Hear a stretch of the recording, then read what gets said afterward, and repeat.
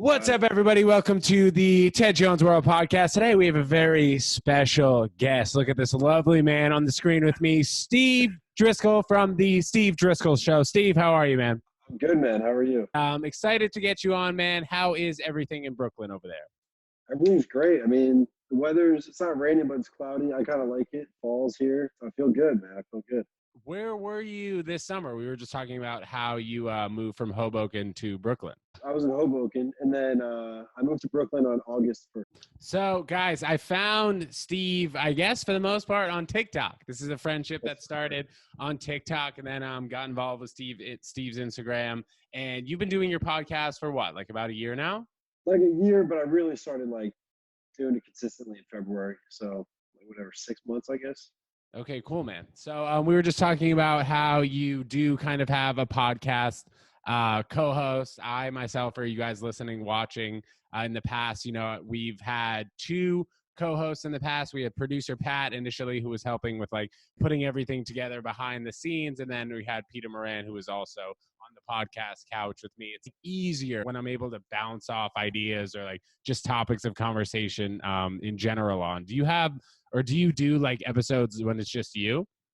No, never. I can't. I'm not good at talking by myself. I need someone to talk with me for sure. So for the most part, I'll be able to go for maybe 8 to 10 minutes when it's just me talking to the camera, or just talking right into the audio. But then occasionally I'm just I have to stop and slow down. And I don't want to say something that I end up not wanting to say. You know what I mean?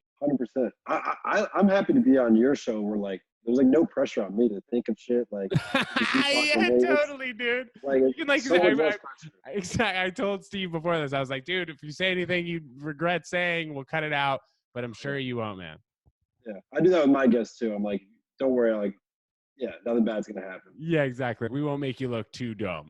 So, no. Dude, so you just moved to Brooklyn. What's your favorite part about Brooklyn, man? I saw you drinking kava on the street the other day with your boy. Talk a little bit about that. Just so many young people around, so much stuff happening, a lot of cool restaurants, literally all hours of the day from 6 in the morning to midnight. There's just shit happening all the time. There's a big park and a lot of people hanging out there. A lot more of my friends live here. I'm just way more active living in Brooklyn than Hoboken. So initially when you moved to Hoboken, what was the deciding factor moving to Hoboken? Was it a good rent deal that you got during COVID? So I lived in Hoboken for 6 years with my brothers. I have 3 brothers, and I lived with all of them separately during that time. And I also worked in Hoboken, so it just made a lot of sense. And then finally, they all, got their engaged and girlfriends. So we all just kind of were let's separate. And then my friend lived in Brooklyn. He had a spot for me, so I moved here. And you're still single though? I mean, I have a girl, but we haven't done that. Yeah. Okay, right. You haven't asked the question. It's new. Dude, it's funny. I feel like the last time I even asked anyone to be my girlfriend was probably 4 or 5 years ago. And then since then it's been pretty light, not too many prospects, but obviously always looking for the one, man, which I'm sure you are as well. So Steve, you yourself are a sports and lifestyle guy. I am, I guess, here on this podcast, or as you guys know, watching and listening. I see you do work with Sports Illustrated. How do you kind of work with them? How is that going? So I worked for a sports startup called thespun.com, and Sports Illustrated's parent company bought us. So I don't work for Sports Illustrated, but I do videos for them because of that relationship of working for the same company. Okay. So I just kind of worked and got in there, and they knew I did videos and stuff.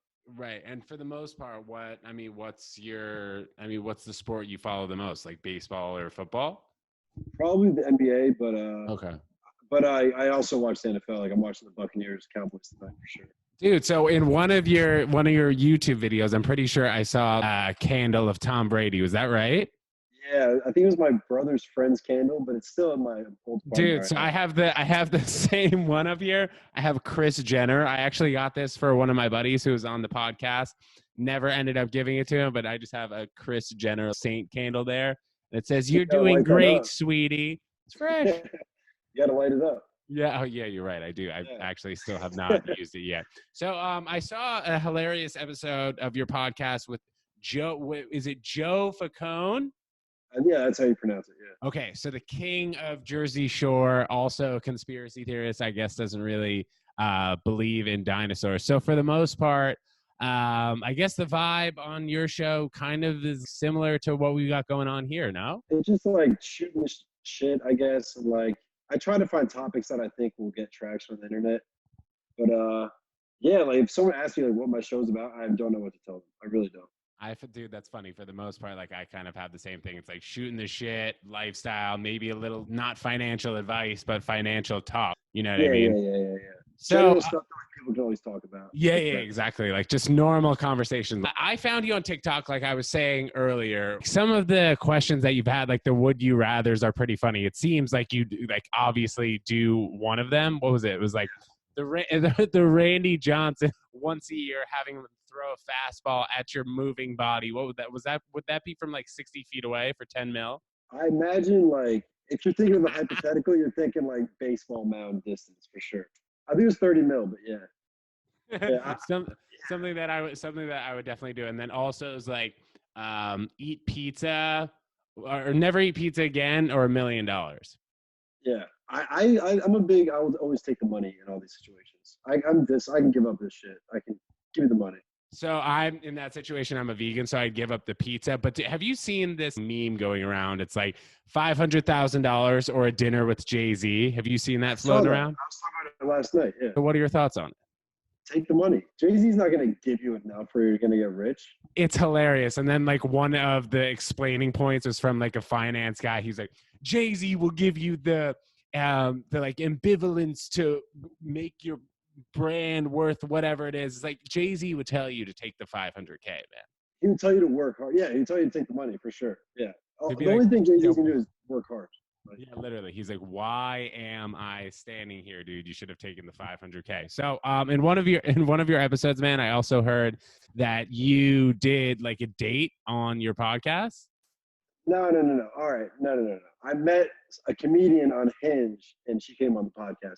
Like, I met her on Hinge like 4 years ago and then she would randomly message me. And then eventually I was just like, all right, let's just have this girl on my podcast. But it was very strictly platonic. Like, the vibe was set on that being platonic from the get go. Had you gone on a date with her though, like previously? Never. Straight up internet like messaging. Never a date. No. Isn't it funny though how like you can just meet someone on Hinge and then you just like become friends? I feel like they should have more apps like that where you could just be platonic friends, but it doesn't really work like that. It like couldn't work like that. It like even if an app like that was set up, it would be like it's just not how people want to meet friends, but you can meet friends that way.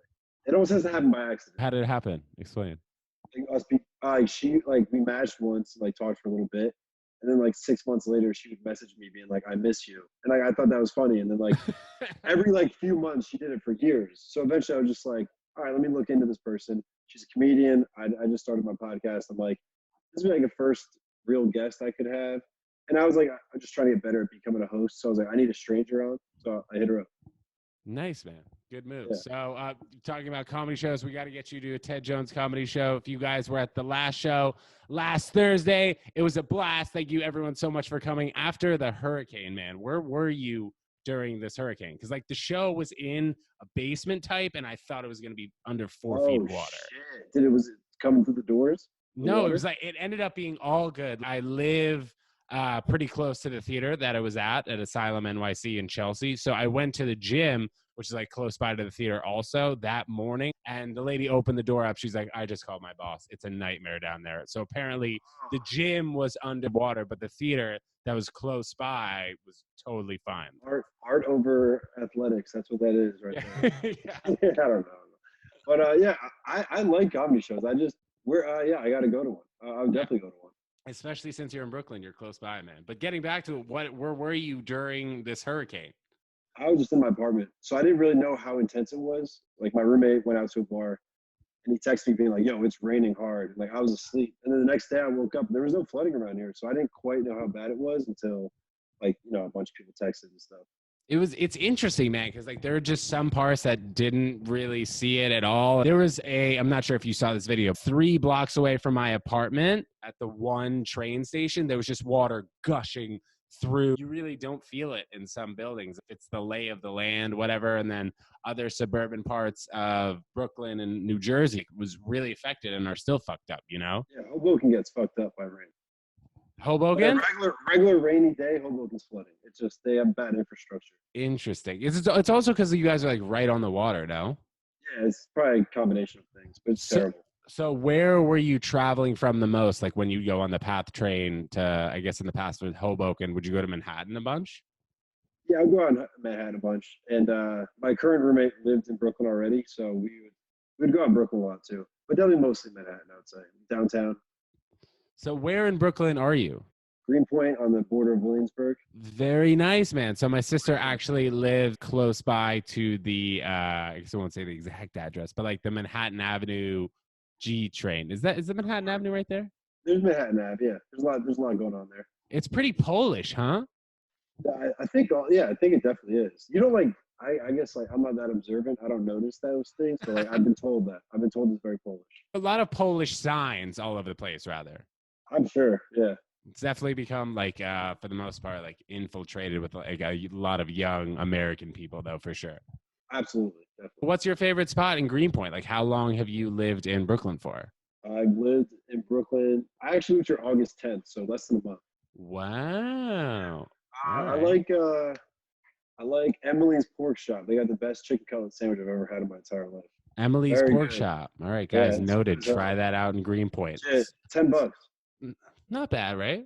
That's a good deal. Yeah. Yeah. So you're spending a lot of time in Greenpoint now. Are you working from home for the most part? In terms of doing your podcast and show, I see you have like a lot of cameras working. Are you the guy Yeah. behind the scenes for everything? How's that working?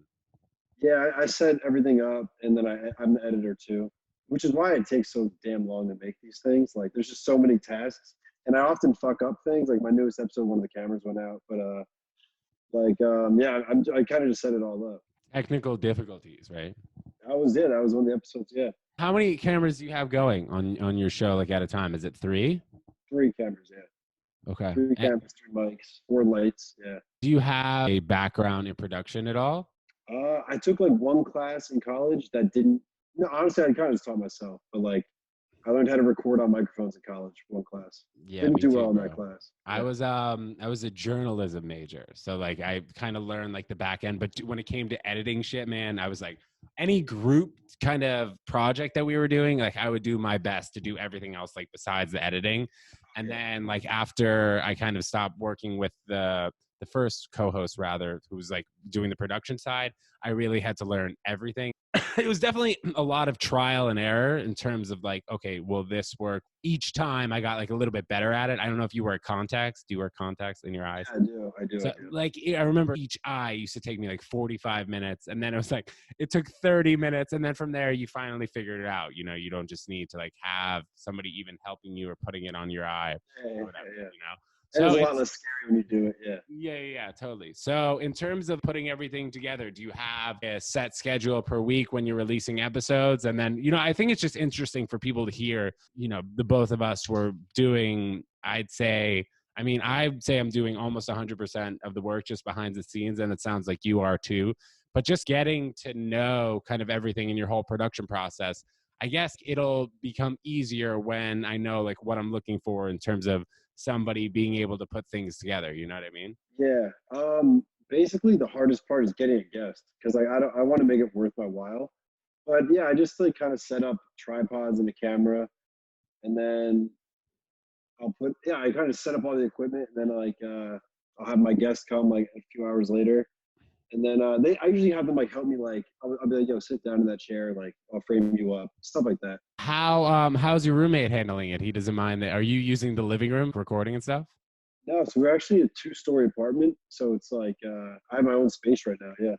That's dope. So you just have your bedroom and then that's where you're recording too. No, like our bedrooms and kitchen and living room were downstairs. And then we just have like this area upstairs. And like it's like kind of perfect for what I was doing. Damn, dude. And Yeah. you keep everything set up like the entire time? Or are you messing with the cameras, putting them away, fixing the tripods? Yeah. I put some stuff away, but I do leave out like the microphones on the microphone stands. Me too. But I clean it up because I don't want to make it look like shit. You want to see if I can swing you around. This is very Yeah, unorthodox move right here, yeah, dude. But I keep those lights right there. Here's an extra light. And then I got that microphone, a little Rodecaster Pro. But for the I most got part, dude, I don't really have any visitors. I could just like keep it around, you know? yeah. The Roadcaster. That's the best thing. Yeah, it's the best one, and it has become really easy to use as soon as I've learned how to use it. You know. For sure, for sure. Where did you go to college? I went to Loyola, Maryland. Okay, Baltimore. that's Loyola University or college? Maryland. It's university now. It was college like probably 15 years ago. Okay, and where did you grow up? In New Jersey. Where in New Jersey? Like Watchung, Morristown, northern Okay, Jersey. so I was born in the New Brunswick hospital. I lived there in Princeton for 6 weeks, and then I moved to Manhattan, and then I've been here. Grew up in Manhattan? Yeah. I played tennis at University of Connecticut. That was like the furthest away I went from New York. Yeah, so the reason I wanted to go to Connecticut, I wanted to stay close to home. Having the prestige of the basketball team, man, was really something. Being able to go to college and really have sports teams that were just out of controlly good. I don't even know if that's like the right way to say it, but like freshman and senior year, we won the men's national championship in basketball. So was that when that was it? I went to school 2010. I graduated in 2014. So you're a year older than me. Word. I remember those teams. So you had Kemba Walker the first time. And then Yes, exactly, dude. Nice call. And then it was also the time when the women's basketball team won, I'm pretty sure like 100 games in a row. Yeah. So our freshman year was the best UConn football has been probably in the last 30 years. We finished like 25 in the country. We won the Big East tournament when we were still in the Big East. Being an athlete at UConn was just such a big deal, or people would have thought that it was such a big deal. But like the tennis team, I mean, they really only kept us around because we had like good grades, or like we kept the average, I guess, up. And we weren't really making money for the school, but it was like nice to have a tennis team. My cousin was on that football team. He was like a backup quarterback. Yeah. When I was there, what was his name? Blaze Driscoll. Bro, shut up. Your cousin is Blaze? You know my cousin Blaze? Yes, dude. I was in class with him. Oh, yeah, we're tight. He's like my tightest cousin. But that's really funny, man. Wow. Yeah. I've met some of his UConn friends for sure. Sure. So how's he doing now? He's good. He's got like a long-term girlfriend. He's living in Westchester now, I think. Okay. He's working in recruiting. Yeah. He's doing good. That's great, man. Good for him. That's really a funny connection that we just made, man. And working with Sports Illustrated and then working with this company that you were speaking about, what are some of the more interesting things that you're working on with them? I mean, right now I'm just kind of doing like social media stuff. We're a small company, so I basically just like help out everywhere I can. My job changes like every few months, honestly. But it's a lot of marketing within the company. Yeah, for sure. So what's next for the Steve Driscoll Show? I put out an episode last night. We went to drinking cob in the street, but I'm just trying to get more guests on. I like this influencer girl who keeps saying she's going to come on, but then she keeps flaking. But sounds like an influencer. Yeah. My plan is to just build it brick by brick. You know, one episode leads to this, another leads to that. Someone sees it. So I'm not really sure exactly what my plan is, but only good things can come out of trying to do what you're trying to do. You know what I'm saying? 100%, bro. Well freaking said, man. I wanted to talk about one of the other viral TikTok videos that you had here. So it was you were saying going down a water slide to win $1 billion or to get $1 billion, but you had a 1% chance of dying. I immediately would hop on that water slide. What are your thoughts here? 100%. So that question was like in my office, my coworkers asked that question. $1 billion, but you have 1% chance of dying. I was like, I would definitely do it. And they thought I was crazy for taking the money. And then I was like, it's a 1% chance. And then we got into the debate about if there's 100 people in the arena and one's guaranteed to die, would you still do it? I said I would, but I was also saying that's not the same as the other 1%. You know what I'm saying? Well, it is though. It's 1 out of 100, but it's not the same as 1%. If every person had a what do you mean? I feel like it is. Yeah. Okay. So you can have a stat that's like 1 out of every 50 million flights, there's a crash. There's no guarantee that in every 50 million flights there's gonna be a crash. Maybe that's not the right number to use, but you know what I'm saying? Like, but then if you add the guarantee in there, it changes things. Sure. Like maybe it would be like if you had to fly on a plane and 1 out of 100.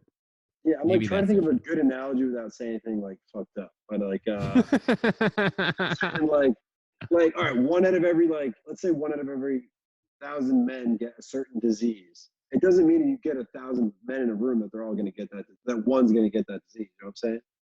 It's interesting because the math works out though, like 99 out of 100 wouldn't get the $1 billion, and then the one Yeah, person would die. yeah. Interesting That is thought. 1%, but it's a different 1%. It's weird. It's tough to Yeah, explain. no, I hear what you're saying, man. So TikToks are going viral, bro. Working on the podcast here, and so for the most part, you're just looking to have more guests. And dude, you got to come out to a comedy show, man. That's where you meet a lot of funny people. I feel like that might be the move. Yeah, because I definitely want to get. Yeah, I gotta expand my horizons a little bit. Meet new Right. people. I mean, Greenpoint is a great place. They have a lot of good bars there too. No. Definitely, yeah. So you're staying in Greenpoint just for the most part, and then venture off to other places in Brooklyn and Manhattan as Yeah, time goes on. like Williamsburg is literally like the same thing. It's like a block away, but like yeah, basically, It's Manhattan Avenue, also Williamsburg too, right? probably. I imagine it is. It's long enough where like it definitely goes into Right. there. I bet it Interesting. is. Interesting, man. You want to freaking take the time on the microphone right here to let anybody know who's watching and listening. What's up, man? What's up, man? What's up, guys? What do you mean, like plug myself? Yeah, plug yourself, bro. I can plug myself on Instagram at SteveDriscollShow, DRISCOLL. We'll post that right here in the YouTube, by the way, guys, and Spotify, That's what Apple I'm saying. Podcasts. That's the power of editing. Absolutely. Before we get out of here, what is that thing behind you? So I wish I knew the brand, but my roommate does advertising for like smaller businesses, and this is one of the companies, and they sent us 2 blankets. So we had to cover the lighting from coming in to like make it look good. So we thought, why not throw up the blanket? And the podcast couch, man. I'm loving the coloring. Yeah. It's a good color. It's a great color. Steve Driscoll from the Steve Driscoll Show. Thank you so much, man, for doing this podcast. And No problem. we'll see you in Manhattan pretty soon, eh? Yeah, where's your comedy shows at? You have a link? Okay, so we have our next show in October, and it'll be at the Stand in New York in Union Square. It's a dope place. Yeah. So I've heard. I've never been there. 106 East 16th Street. We have great shows there, great shows in the past, and then I'm sure this lineup coming up in the next couple of weeks will be amazing, and we'd love to have you there, bro. Cool, man. I'll go to the Stand. Fuck yeah. Great, man. All right, Steve, thank you so much, man, and we'll talk to you soon, bro. Man, nice meeting you. Thanks, Peace. man.